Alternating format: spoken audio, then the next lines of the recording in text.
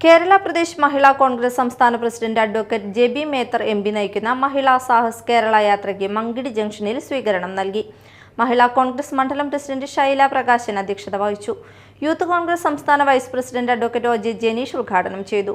Advocate Jebi Mather, മുൻ MP Ramya Haridas, Maya Ramachandran, T Nirmala, Vasanthi Subramanian, Jismi Soni, T M Nasar, advocate Muhiyuddin, മണ്ഡലം president V N Nadir എന്നിവർ പ്രസംഗിച്ചു. കോട്ടയം നഴ്സിംഗ് കോളേജിലേക്ക് പോയത്.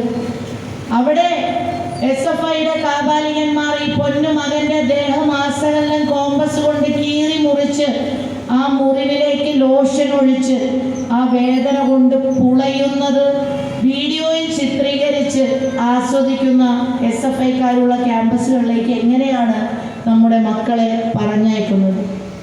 ഇവിടെ പ്രിയപ്പെട്ട ജനീഷ് മയക്കുമരുന്നിന്റെ കേന്ദ്രമായി കേരളം മാറുന്നതിന്റെ വിപത്തുകളെ കുറിച്ച് വളരെ വിശദീകരിച്ചു.